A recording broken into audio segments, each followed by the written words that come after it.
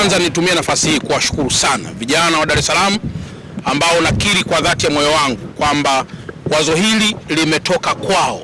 Walichokifanya kwetu sisi kama wazee wao wa mji ni kwamba namna gani tunaweza tukawasapoti zaidi katika mawazo yao ili kuweze kutuzalisha jambo ambalo ni jema zaidi. Kwa hiyo tarehe 14 mwezi wa pili mwaka 2026 tunakusudia sasa kuwa na IST Festival, lakini malengo yake makuu ni kitu gani? Mtakumbuka kwamba Dar es Salaam tumemaliza masuala ya uchaguzi, lakini zaidi pia tumeingia mwaka mpya, na kwa mantikio hiyo ni staili mojawapo ya kuanza kufungua mwaka mpya, mwaka 2026. Ni hamasa pia kwa vijana. Tuna zawadi za zaidi ya milioni 100 kwa wale wote ambao watafanya vizuri.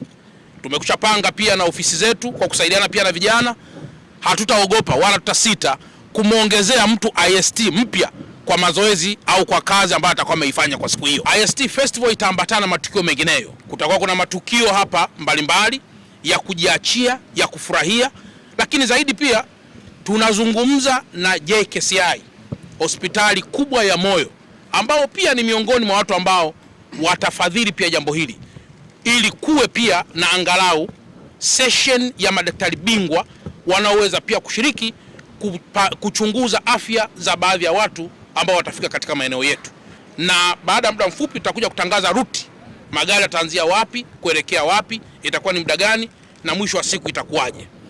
Mwisho kabisa, ndugu waandishi wa habari wote, nafahamu mna viongozi wenu katika kujadiliana mambo yote haya ya msingi, likiwemo hili la IST Festival, na kusudia kukaa na waandishi wa habari, sio kule kukaa tuko kuzoea kwa maana tunakutana kwa dakika moja tunaachana. Hapana, nataka mchague hoteli ili mnywe, ili tule, ili tufurahie, mshauri mkuu wa mkoa namna anavyopaswa kuongoza mkoa kwa kipindi cha mwaka huu wa 26, ili kutokuleta malalamiko kwa watu. Maana nyewe mnatembea sana, mnasikiza watu wanachokizungumza, tuchukue dukuduku zao tuweze kutekeleza. Waandishi wa habari ni kioo, lakini waandishi wa habari ni mdomo kwa watumishi wa umma na kwa wale watu ambao sio watumishi wa umma.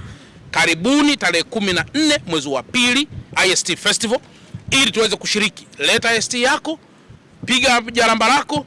Ukiibuka mshindi wa kwanza, unaibuka na IST yako au utaibuka na fedha zaidi ya milioni 100 ambazo tumezipanga kwa ajili ya kutoa zawadi kwa washiriki wote.